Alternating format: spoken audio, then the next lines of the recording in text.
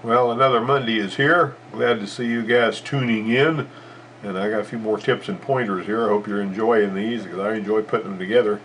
And so let's jump into this and we'll see if we can get it done before it gets too long. Whenever we had a Chevy, seemed like it was a Impala, that wouldn't crank. In other words, no, crank means when you turn the key you don't hear the starter. And this particular vehicle, you can see a bunch of relays there, but the relay that operated the starter on this one was actually built into the junction box. Some of these relays are like that, and that's a sort of a new thing. The Toyota likes to make relays.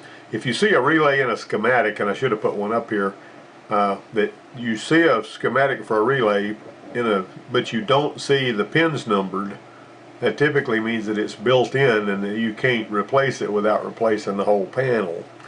And this one here, we actually took the panel apart, found the wire that was going to the that was leaving the relay going to the starter, and we checked all the wires on that. This relay was being commanded to close and send power to the starter solenoid, but it wasn't. You might notice on your GM cars you can just bump the thing to the start position and the relay will close and go ahead and start the car. This one here wouldn't do that most of the time. Sometimes it would, most of the time it wouldn't. And so we determined from doing the test here, I went in with this little tool to pierce the wire right here, and we basically connected the test light to that so that we could watch and see what was going on. And we determined by doing that instead of just guessing at it, we wanted to gather some data that would give us good information. And it worked out really well. My hat crooked on my head, I don't know. Feels good. You ever notice how somebody else can't put your hat on your head and make it feel right? I used to take, whenever I was telling my students, explaining how you loosen all the motor mounts and let them neutralize and then tighten them back up, by rocking the engine back and forth in reverse and drive when you had a body boom or something. I would say, watch this, and I'd there'd be a student sitting there with a baseball cap on, and I'd pull their hat off and put it back on their head, and every single time they'd fix it, because when somebody else puts your glasses on your face or your hat on your head, it doesn't feel right until you fix it. Anyway, this one here, you see these two grounds right here?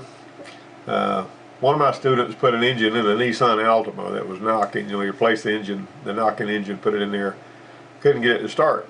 And when I went over there and looked at it, these two grounds weren't connected. They were just sitting here swinging. And that in and of itself was enough to keep the vehicle from starting, or the engine from starting. And we buckled those two grounds up and got it started and all that. And that was like a Nissan Altima that was probably an 01 model or something. I can't remember. It's been a long time. Now this was on my dad's Grand Marquis. I had one of my students put a hood release cable on it, and he did a jam-up job of connecting the hood release cable so it would open the hood, but he neglected to put this grommet back in place. And the first time it came a rain, my dad says, now my floorboard is full of water on the driver's side, and it wasn't like that before y'all put that cable in there. Well, he brought it back over there, looked under there, and sure enough, this hadn't been popped into place, and so I had to explain this. The simplest little error like that can cause a lot of trouble. When from the water leaks concern, my mother-in-law had a 87 Chrysler that she had bought brand new. My father-in-law bought it for her brand new, and from the day that they first got that car, every time it rained, it always had water in the driver's side floorboard, and she kept a towel down there to try to soak it up.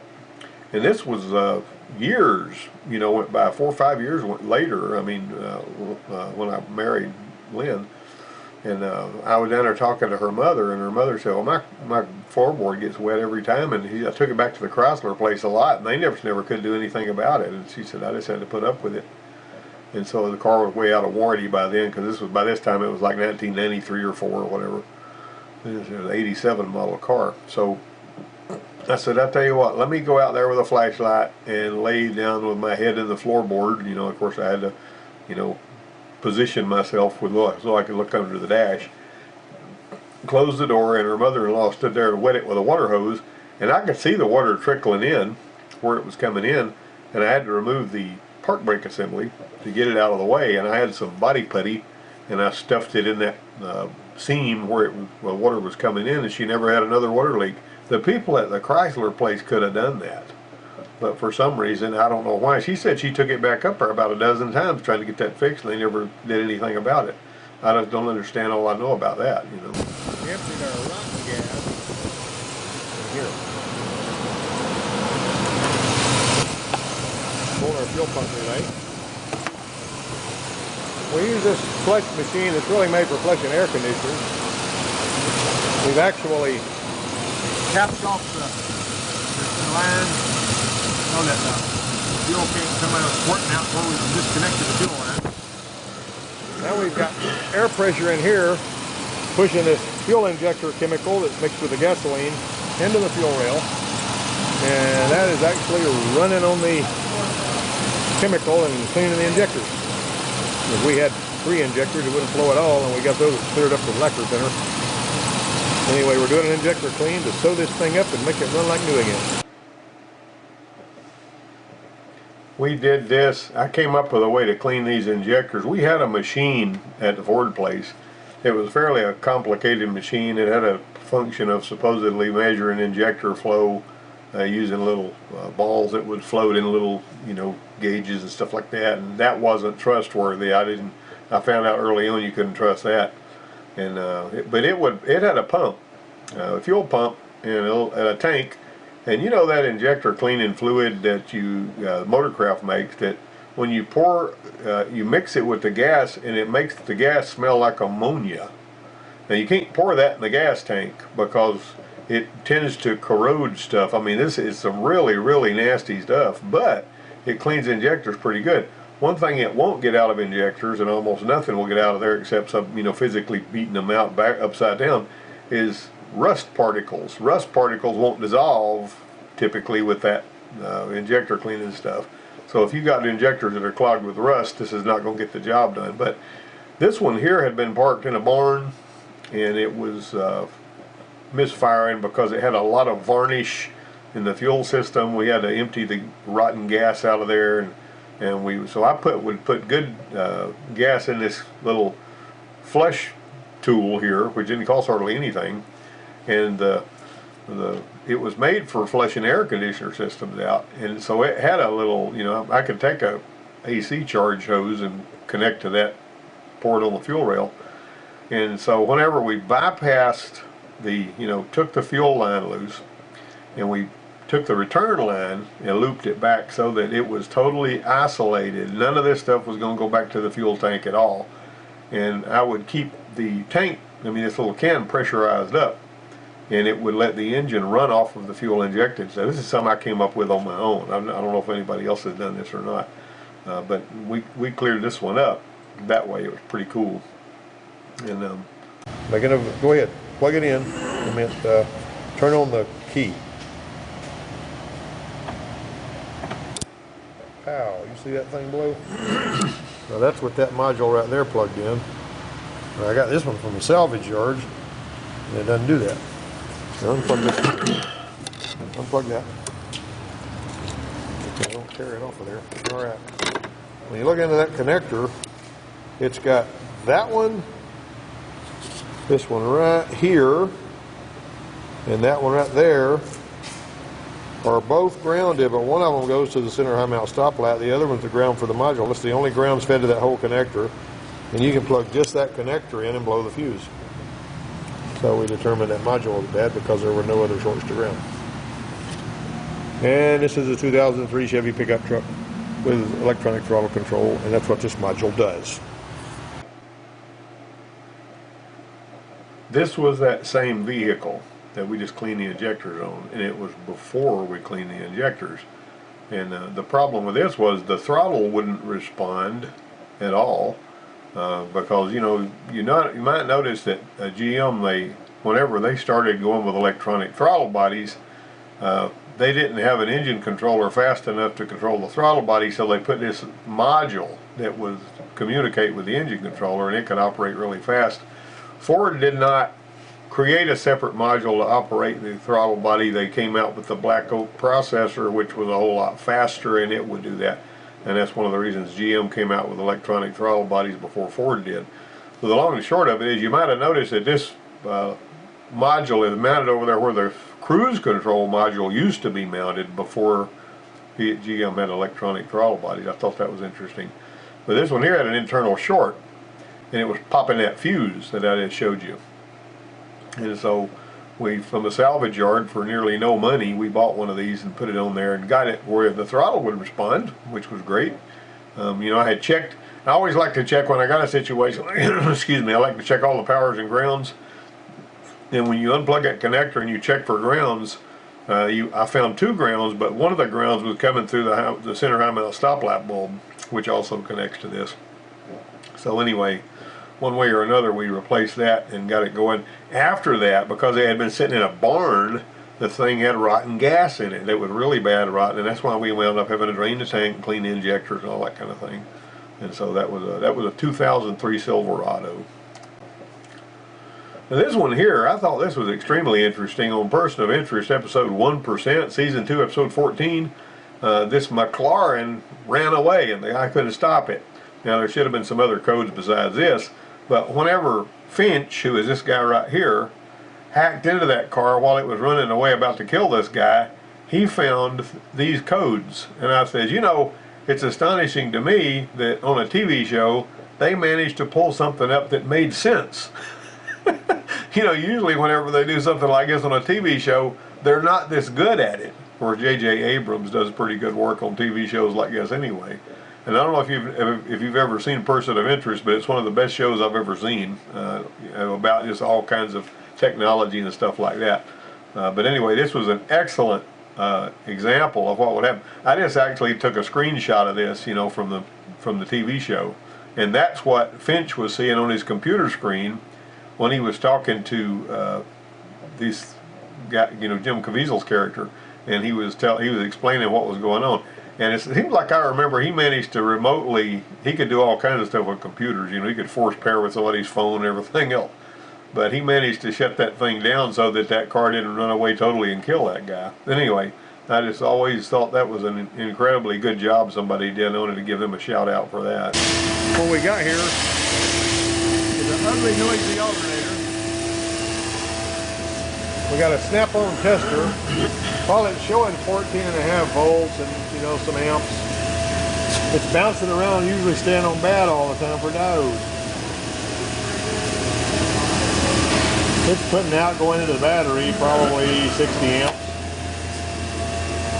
See, that's reading bad. However, when we walk over here to the picoscope, we get what looks like a pretty decent pattern. We wish to know, therefore, what these things mean. Now, this is the noise. What the snap-on tester is saying, I say we got alternator issues. Very odd.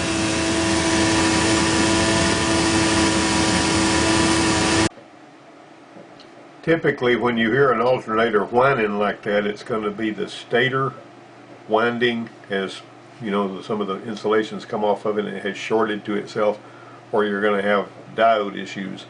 This one here had such a neat little, now the pattern was kind of wavy overall, but I did not see a smoking gun here. You know, I typically found out the only battery test system that I've ever seen that you could always test the stator indication was the old VAT 40. The old Sun VAT 40, you could not fool that thing. It never lied. When it said the stator was bad, the stator was bad. That was the end of the story.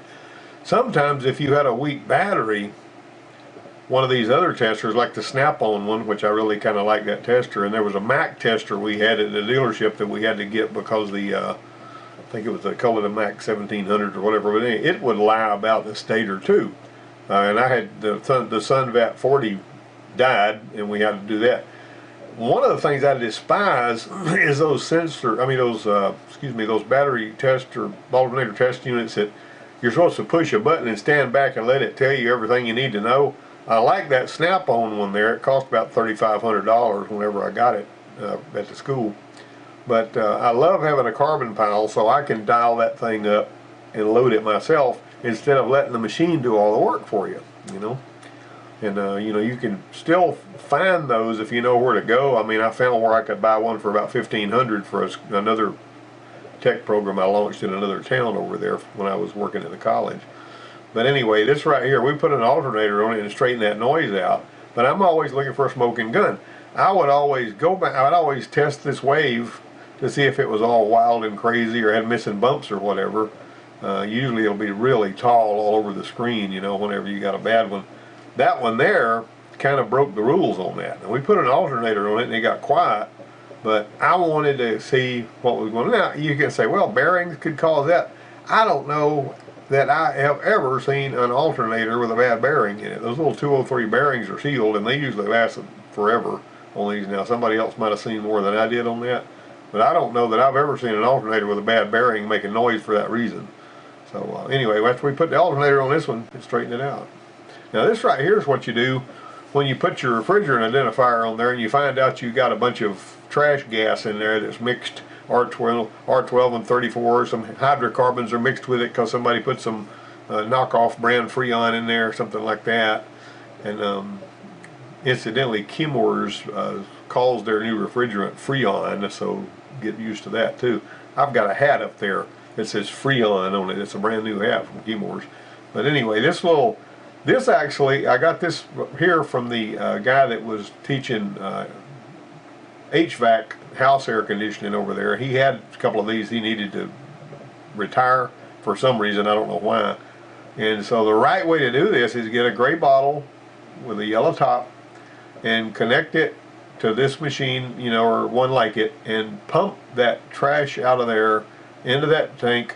Now, you don't want to pump that trash out into your expensive refrigerant recycler machine, and you don't want to vent it to the atmosphere because that's just not a good idea, and it's illegal too. You can get in a lot of trouble for doing that. So at the college, what I taught the students to do is to don't ever let refrigerant vent to the atmosphere. Always connect the gauges, connect it to this, and let this thing bring the refrigerant out and put it in that tank. Now the problem with that is, when I had a full tank of this stuff, you can't find anybody to recycle this for you. Some of you guys might have found somebody, but I called Safety Clean. I said, what would you charge me to take away this tank of, you know, trash refrigerant? And they said $2,000. Well, I just stored it, put it in there in storage, and I don't know where it is now. But I said, I am not paying anybody $2,000 to take a tank of refrigerant away, and because probably all they're going to do is, I don't know what they're going to do. But the thing about it is, I ain't paying them $2,000 for that. But so I had plenty of these tanks, and so I would just paint another one and, you know, go back to town, you know, fill that one up too. This right here was a leaking rear main seal. It wasn't leaking all that bad, but when we pulled it out, you can see it was wet here, and you could also see where it slung the oil out here on the, and I took that picture for that reason. Now occasionally you'll find one that's leaking transmission fluid, and you'll see it, you know, it'll be wet all on the front of the torque converter. And if this is leaking bad enough, it may be wet on the front of the torque converter too, but not usually, because it comes out and gets on the back of the flex plate and it slings it down here all over the inner side of the bell housing. This was something, I took this picture for the reason that even though this is a sort of an old, one of those old Tauruses that looks like a catfish, and it's, you know, the hood didn't quite close right, because I don't know why, because somebody way back up the line before it came to us had closed the hood on something and maybe warped it a little bit. But I says, you know, just because you don't think much of the car doesn't mean you need to leave greasy handprints all over it, because people don't like that. You can do every part of a job right, all the way down to torquing the last bolt, making it run like a brand new car, and if you put a greasy thumbprint on their steering wheel or on their fender and they see it, then you're worm dirt. I mean, that's just all there is to it. And there's really no excuse for that. When I was at the dealer, the dispatcher would issue us this Malco trim cleaner stuff. It was in a little spray bottle. And I don't know how many times when I got through with a vehicle, when I was working on a vehicle, I didn't move the seat, I didn't adjust the mirror. If I could drive it safely, I left the seat alone, I left the mirror on, I turned off the radio, And I didn't root around in the console or the glove box like some people do to see what people got in the car. And I would make sure that I would clean the steering wheel and everything just as good as I could, and make sure there was no fingerprints on the fender, so that when they got back in that car, they didn't have to adjust their mirrors, they didn't have to adjust their seat. Now if the seat's crammed way up under the steering wheel, obviously I'm gonna have to move it back, but I tried to pretty much put it back where it was. Make sure that when you park it, the sunroof's not open, because if you didn't notice the sunroof being open and it rains, they're going to get in a wet seat, and that causes people to get nuclear angry. So anyway, the long and the short of it is, the customer's experience is going to have a lot to do with what kind of condition their car is in when you bring it back. If their radio station has been changed to some head-banging rock junk when they were listening to cassette, the customer's radio is not your personal entertainment system. So what you need, and you're not there to listen to the radio unless you're working on the radio. Now that's one thing. And you have no business in the glove box unless you have to get the glove box and take it out of there to get in there behind it. Or the console, unless you have to take the console out of the vehicle and do some work in there.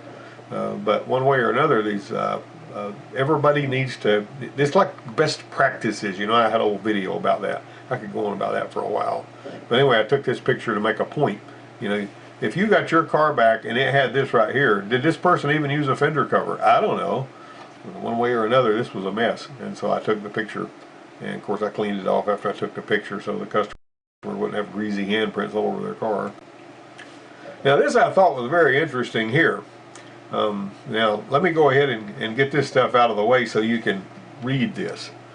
Look at that. Now this right here was on Crown Victoria. You got one of these coil packs on each side, and they've got these marked so you'll know which ones to connect, right, to which ones. So this one here, the same coil pack fits both sides, but they got both of them marked the same way.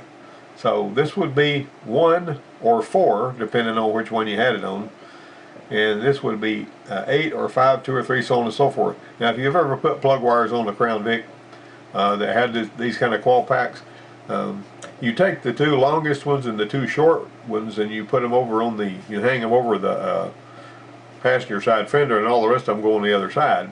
And with these coils mounted, you go ahead and connect the wires. I mean, it's not really that difficult, but it helps to have these numbers. But this one came from Motorcraft. See that? With this sticker on it. Now sort this out for me. 6 and 7, A and E? Seriously? 1 and 4, D and H? What the Sam Hill were they thinking? Alright, 2 and 3, B and F.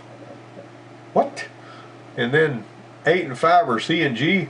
How on earth are you supposed to be able to figure out which plug wires to put where by looking at these stupid, I mean, I've seen them numbered where 1 through 8 was numbered A, B, C, D, that kind of thing. And I figured, well, maybe that's it. But that's not true, because if that was the case, A should be down here. See that? Of course, if you got to thinking about this, what they basically did was they reversed these. See that? So A and E, what's E? Let's see, A, B, C, D. No, that's not right either, because E is the 5th letter of the alphabet. A is the 1st letter. Okay, D is the 4th letter. I don't understand all I know about this. I mean, we got it put on there and we got it running right and all that kind of thing. But the way they numbered this is just mind-boggling to me. I mean, how you're even supposed to figure out or go by these whenever this right here was the way the original one was. This one was easy to understand. This is Motorcraft too. This isn't some aftermarket stuff. If anybody understands this better than me, I wish you guys would send me a message, because I'm either dumb as a brick or something. But we had to figure this out. Anyway, that was just something I've been meaning to talk about for a while, and I forgot it until just now. Now, I don't know how many times you've seen this kind of thing. You look down in there and there's a critter that's built a nest down in there. And then you need to go look and see if wires have been chewed, because sometimes they have and sometimes they haven't. I've had wires chewed on my truck a couple of times sitting out here, where I park it. Squirrels or something, I guess. There ain't no rats around here, so it would have to be squirrels. But anyway, this right here, whenever you clean it out, you're going to need to straighten it out. One day, and I think I told about that. This guy that I knew that was real jumpy, it was a guy that I helped train. was he opened the hood on his Bronco too, and he saw a big rat sitting on top of the engine. And he scared the daylights out of him. Well, the rat ran off, and he didn't see where the rat went, and so he was reaching down in there next to the fender, trying to get to something, maybe one of the back plug wires. I don't know what he was doing. And the guy that didn't even know he had seen a rat came creeping up there next to the vehicle as he was walking back, and he saw Mark's hand down in there above the tire, you know, and he reached in there. He touched him all over the head, and Mark like to have fainted because he thought that rat had him. I don't know what this made me think of that, I guess. Now this right here, you got a vibrating fan. You'll see stuff like this. One time the IT guy that I always had lunch with every day came and he said, "Hey, my whole dash on my Camry shakes," or my wife's Camry. He was driving it that day. He said the whole dash, you know, jiggles and shakes when we turn the blower on high. And I said, well, let's get under here and see what's going on. So we pulled the blower out of there, and this wasn't it. This was a different vehicle. But that blower, it looked like somebody had taken a dish rag, like you would, you know, regular dish rag like you would buy, and had soaked it in bleach so that it came apart and there was nothing left of it but threads. And they laid it on the dash or somewhere and let that stuff suck down in there and get in the fan. And of course, inside of the car was spotlessly clean. She didn't have anything laying on the dash. She had nothing in the floorboard. I mean, everything was just beautifully clean in that car. And it has forever been a mystery to him and me how all of those dish rag looking fibers got down there in that fan. You know, sometimes you just, you know, I mean, we knew what we needed to do to fix it, but finding the cause of it or how that stuff got in there was just totally, wow, whatever. Now this was what I had to do. We had a rusty, half seized up, rounded off 15 millimeter head on a bolt.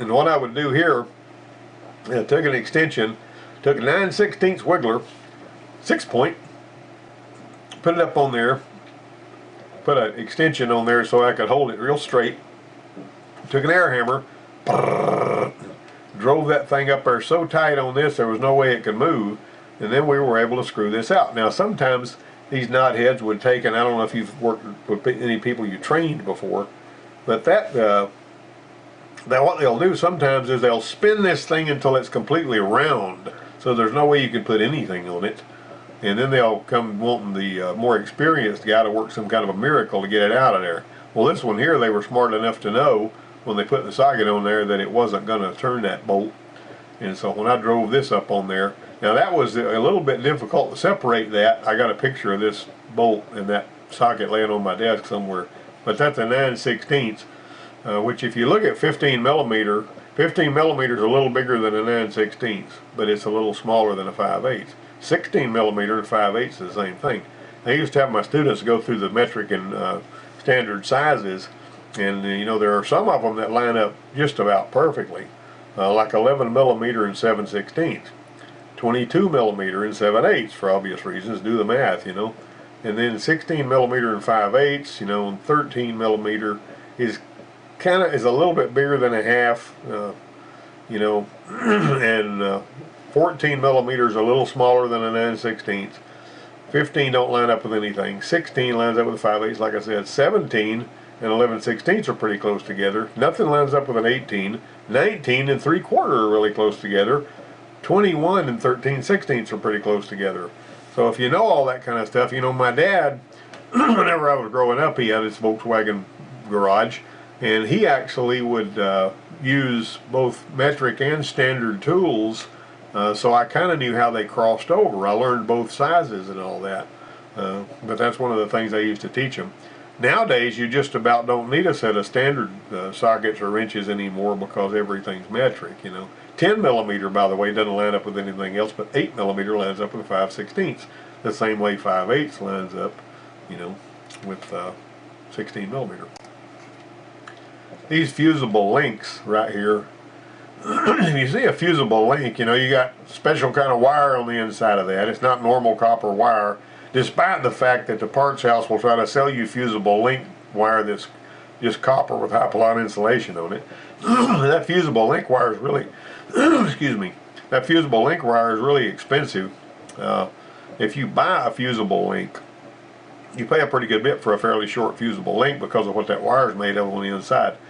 I should have looked that up. I mean, that's a silver colored wire, and it's not like copper. You build a fusible link out of copper, whenever, and it's supposed to be a size or two smaller than the circuit it's protecting, so that it will be what fails when the circuit's overloaded. It's a sort of a slow blow kind of a fuse deal. But at high-ply insulation, a lot of the times will not even be breached whenever the wire burns in two. So you got to grab a hold of these things, and if they'll stretch, obviously you're not going to stretch wire, but if you can stretch it, it's burned in two on the inside.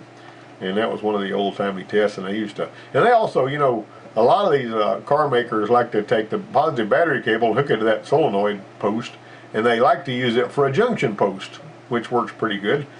General Motors used to put some junction posts up on the firewall, you know, for the same reason. This was a Ford Fusion, and it was making a clunkety clunk noise, and it turned out that this end of this lower control arm, and it had two lower control arms. This is one of those that had two of them going out to the same, you know. But anyway, that one lower control arm had to be replaced because that's where that noise was coming from. Now sometimes if there's squeaking and stuff going on, you can just really tighten the bolts really good. This one here was bumping and clunking.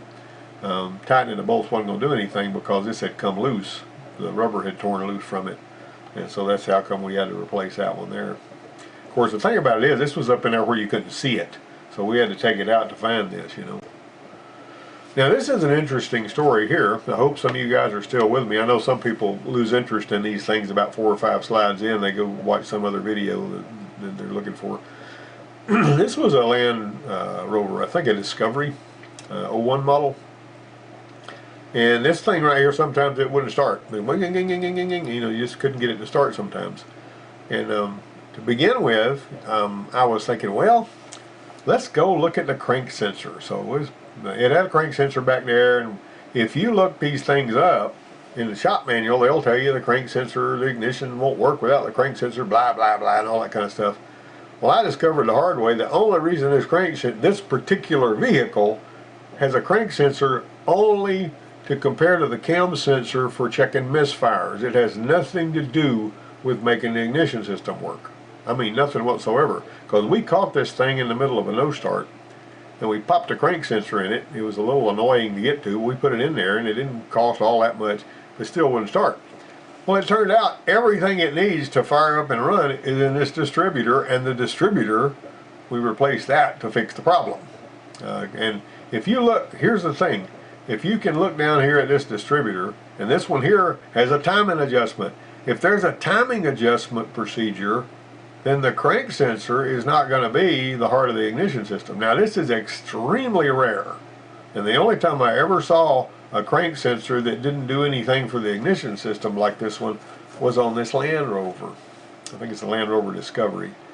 We did some more work on this thing too. It had other problems, but the long and the short of it was, just because it has a crank sensor doesn't mean that's where your ignition signal comes from to fire the coil.